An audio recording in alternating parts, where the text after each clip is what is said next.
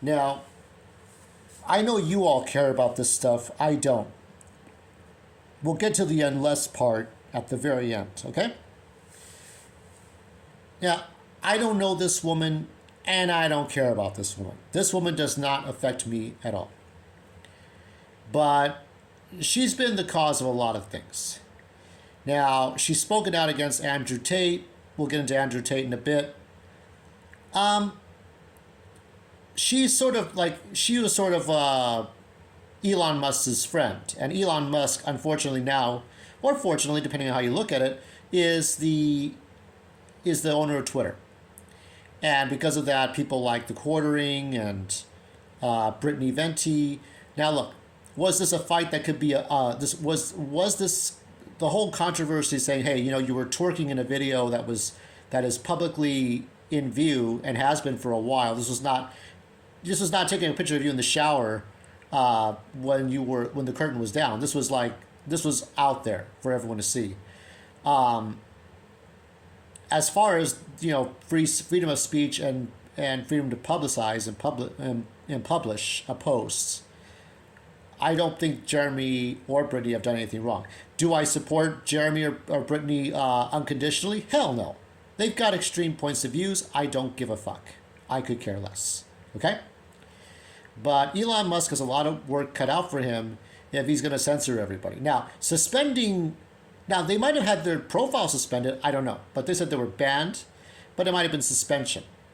And suspension meaning that, okay, we're going to hold your accounts down for a bit and investigate what's going on. And if there's bullshit on Eliza's end, then your profiles come back up. And I think everybody knew that Jeremy and Brittany, I think, would eventually come back. I think Yellow Flash is still down. I'm not sure. Everybody knew this. This case is too high profile to just say, oh, nothing's happening, right? I guess they were pointing out that her twerking in a music video completely contradicts the timeline that she was allegedly trafficked. Now, like I said, I don't really care what's going on. But then she was lashing out against Andrew Tate. And Andrew Tate, if we could go to the next. Now, I know somebody personally who has worked with Andrew Tate, who has a direct line to Andrew Tate. I will not reveal who she or he is, but I will say that this person, from what their tone of voice was about, probably doesn't approve much of Andrew Tate speaking out too much, but respects that person. I don't think that the person that I know who knows Andrew Tate doesn't believe Andrew Tate's guilty of anything, except just being being a little extroverted out there, just speaking out a lot. And he does. He says a lot of important things. He speaks out against the left. He speaks out against identity politics. He teaches out men to be alpha males, as far as I can see. I don't know much more than that. I just see the superficial side of this, okay? But everybody keeps talking about pizza boxes and this and that. And he still has to serve the 30 days in Romania, the latest, right? So the odds are against him. Everybody hates him because he's the guy that's causing a lot of trouble. He's shaking things up, but he hasn't committed any crimes. We all know this, okay? Everybody knows this.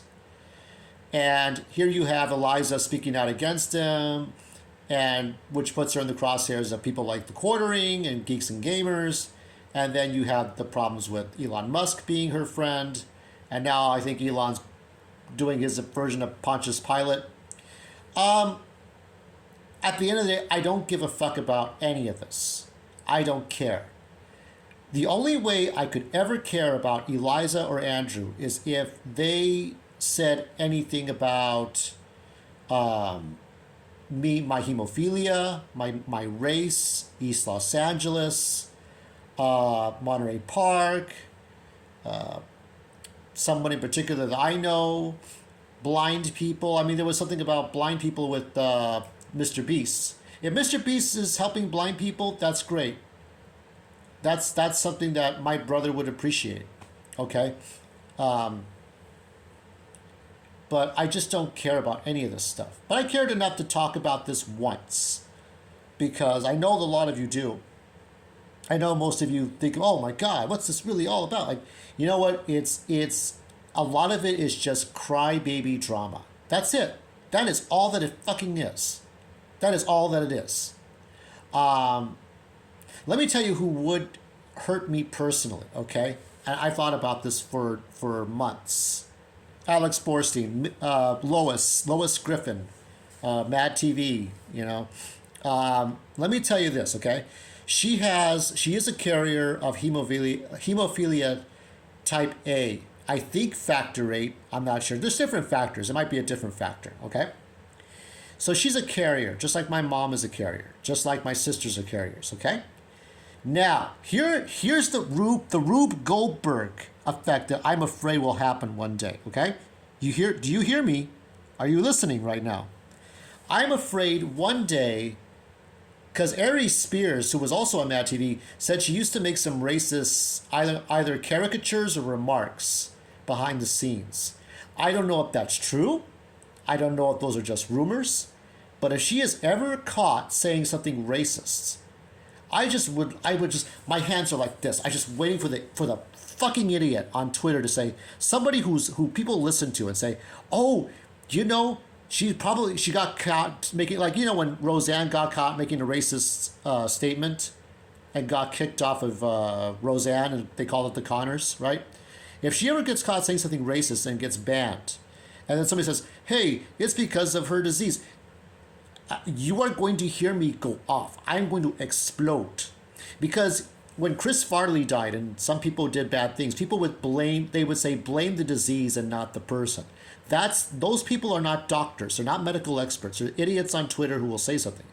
If she gets caught doing that, and then the next thing is she gets banned, and then the next thing is somebody who everybody follows says, this is why she did this.